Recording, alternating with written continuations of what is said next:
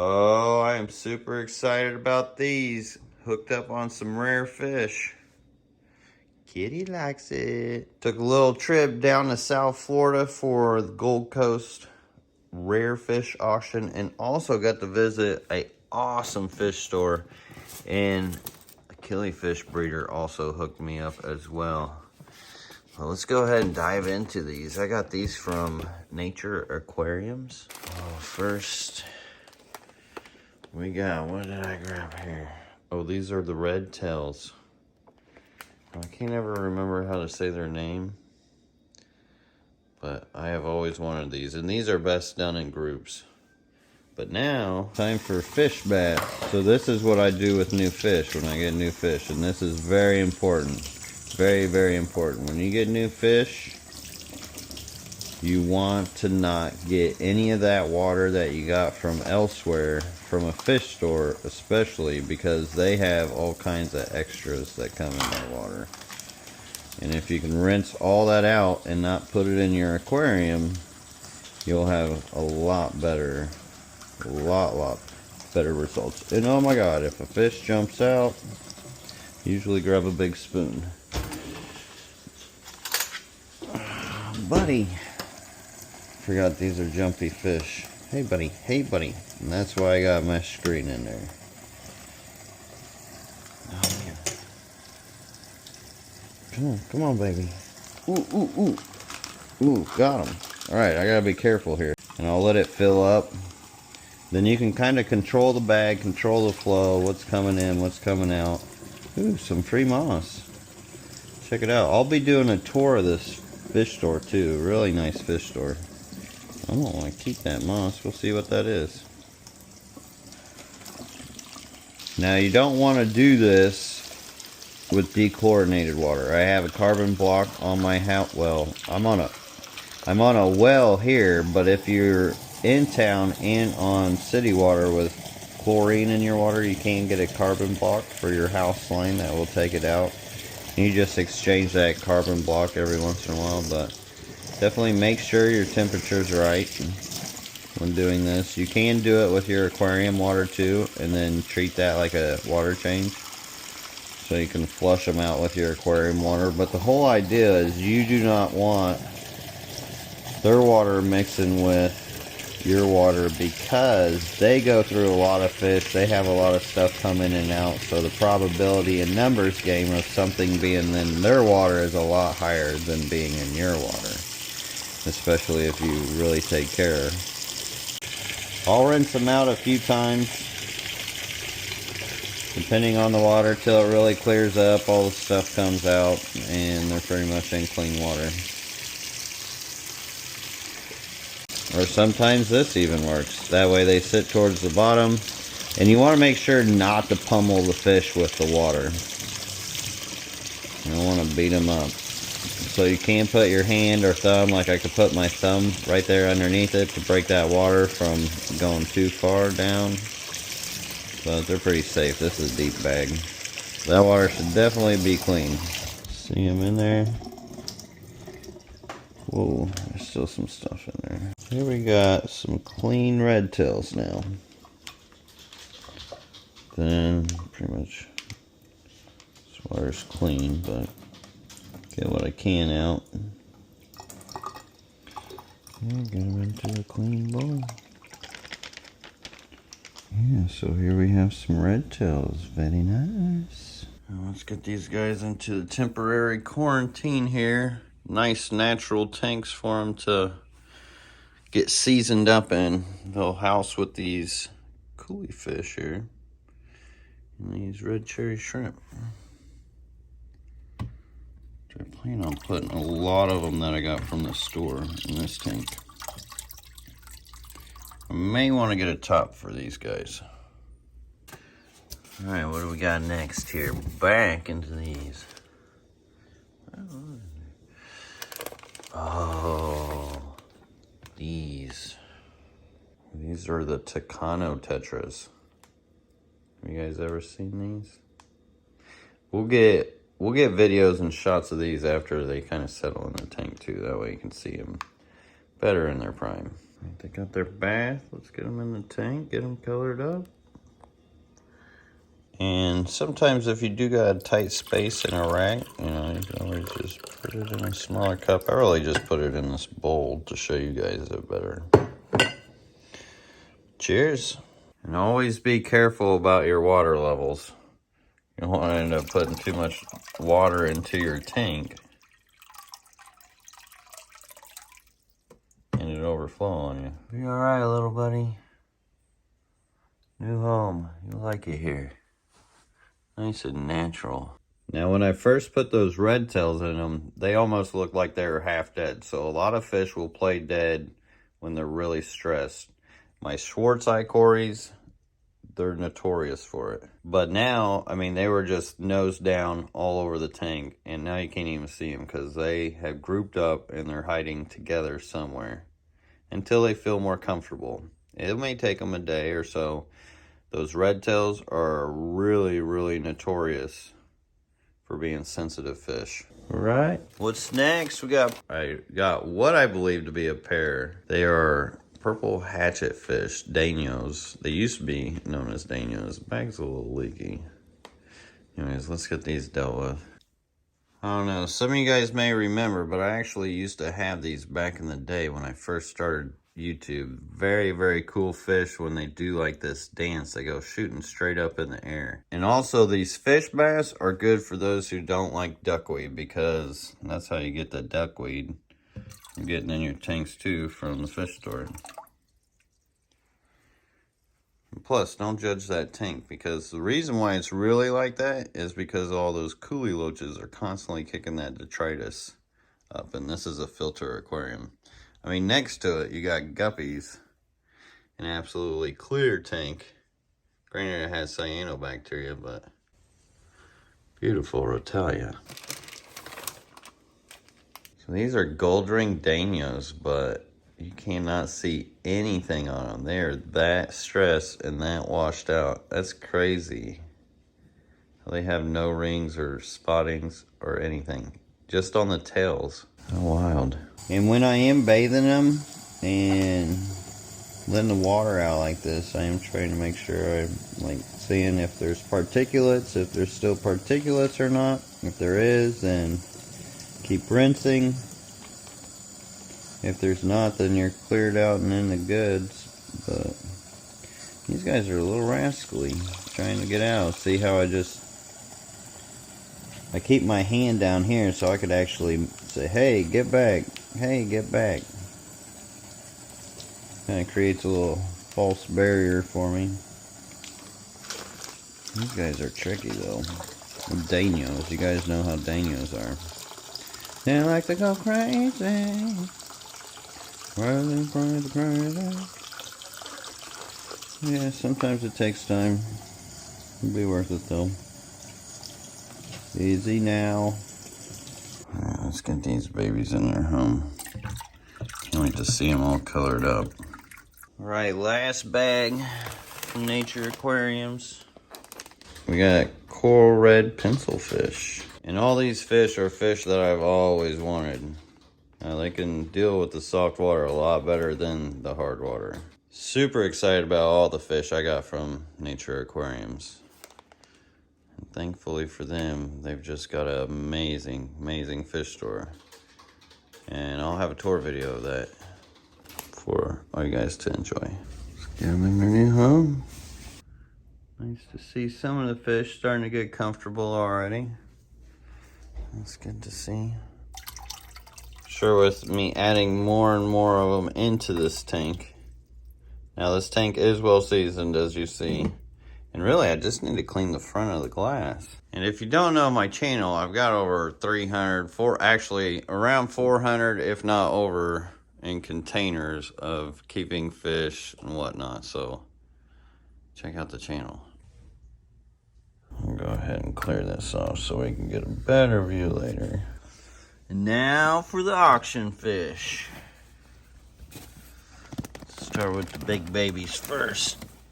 Oh, be good. Oh, they are good. Geophagus windmilleri. Whoop whoop. Now, you should type in LRB, Geophagus wintermilleri, and I have an amazing video on these guys. I used to breed them. They're phenomenal. These guys look like some tough, healthy specimens. Vibrant specimens already. Nice color. And if you notice something, I do not use nets. Nets are not good for fish's skin coats. Got them in here with some green water, some endlers. You see little crustaceans down there. They're gonna eat good and get healthy in there. Believe it or not, environments like this are really good for like stressed out fish because it's just natural to them. Then we'll get them into a nicer display tank. And they actually might help clear up that green water for me, since green water sticks on the bottom of the aquarium. And they're earth eaters.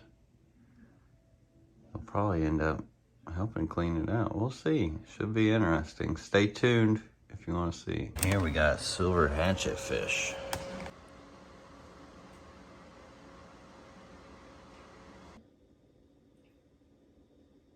I gotta watch these guys because they're jumpers for sure. I don't need a top. Yeah, these guys are so jumpy. Two already jumped off. I had to pick them out off the carpet, so I'm gonna go ahead and stick them in this. I had this detritus in this container, tons of detritus, because we were using it to feed the house plants. So I'm gonna stick them in here because they won't be able to jump this high until I can get a tank with the top on them. So I don't want to risk them. Now, the last one from the auction, I believe. Yes. Got a pair of mouth brooding wild betta. So Una maculata species mini mahakam. There's a male and female in here. These should be neat. I've always wanted some of these. From what I hear, these are easier to breed than regular bettas just because they're not as aggressive with each other. That, and you know, you don't have to do the whole eggs and deal with those. But I'm excited to try them out. Now for these guys, they probably gonna need a lid too. Making it difficult for me here. I gotta figure this out. I do got this set up here. I guess I can just put some water in. It's a small tank. It's gonna be temporary, but hey. Fill her up just a little bit. I'll probably just go about yay high. And this tank setup is just dirt from my yard. You can see there's leaves, dead grass in it, sticks and everything still. It's a little cloudy, bubbly from all the oxygenation that came from my water from putting it in there. So I'll let all that oxygenation settle for like maybe about 10-15 minutes. Get a lot of those hydrogen molecules out of there that often cause those pH spikes, which also reads per hydrogen. And I do got softer well water around 170, so it should be good. Ambient well water, dechlorinated. I could probably still put them in there without any kind of aquarium water or anything. But always safe than sorry. Might as well add some extra seasoning. That'll at least kick the cycles on quicker for everybody and really get it going. So there we go. Quick no filter setup for quarantine or whatever, display, whatever you want to do. About 3 scoops of these. Should be good enough. Oh, they're so cute together.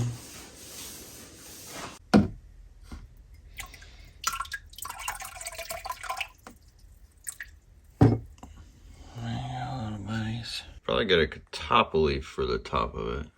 It'd make them real comfy. You could also use leaves from your yard, but it has some nice shaded area.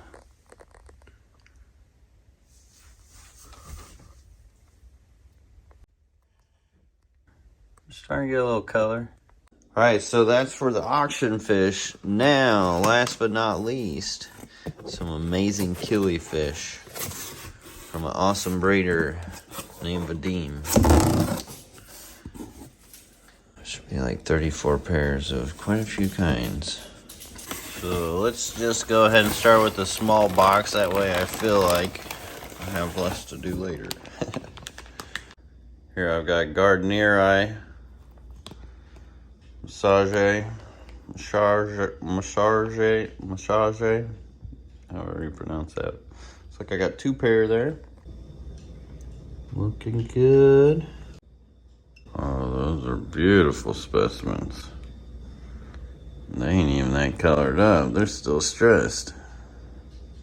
Alright, so I was getting ready to put the Killies in my container section over here where I do all my Killies. And I have some patchy, like Sakurami, the patchy Pancheks. And I think I had a pair over there, but I grabbed the container out. And in there I found the littlest baby. Look at that guy. Ow.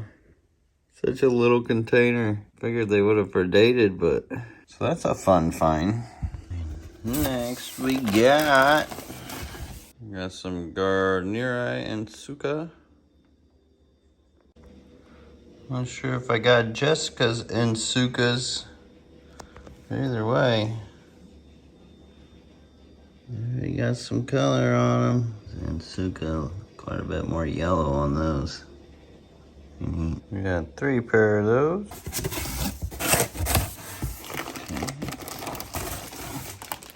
And more Massage. Now into the big box. Might as well grab the bigger bags. We got Sheilais. We got lots of pairs of these. Fun little Pancheks Sheilais. Wow, look at all those. See the color starting to pop on them already. The females don't have a whole lot of color, but the males are just something phenomenal. Next big bag. Big old bag. We got the Takawa.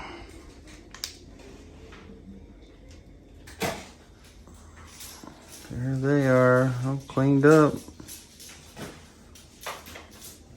Cute. What's gonna be next? I keep making sure that the box is closed. That way, it helps keep them sleepy. Oh, that's just one big boy. Deltianensis. Oh, these are nice. That's a big boy. I might be keeping him. And I went ahead and grabbed this lady out of there. There's that bad boy. He'll definitely color up more once he gets settled. Does look to be on the older side. And we're getting there. 4 bags left. What we got? Oh, Sporenberg eye. These are one of my favorites. Be hard to let go of these too. I have to keep them. Now, those who follow me for a long time know Blue Glarus is like my all-time fave, but the Sporenberg eye, it's right next there to him. What can it be now? What's next? Got the Gardenieri McCurdy Longfin. Very nice. Very good, very nice. Very good, very nice. And the next was the Gardenieri Rayfields. Kind of keep them all here like that. I got a little overzealous getting them out of the box and forgot to film it, but there they are. I'm about ready for dinner. I can't eat dinner until I get done with these guys. It's been a mission. And we made it to the last bag. We got the Gardenieri Gold. Ooh, looking good. I love the contrast of these guys. Super neat looking. Look at that. I did get the front of their glass cleaned up. They all seem to be happy, healthy, and doing well. I'm getting 100% water clarity in here is really tough with having coolie loaches and a no filter kicking Tritus up in sand. But I would say nobody minds it and everybody seems to be pretty happy, especially me. God, they're so beautiful. Thank you all so much for watching. We'll see you on the next one.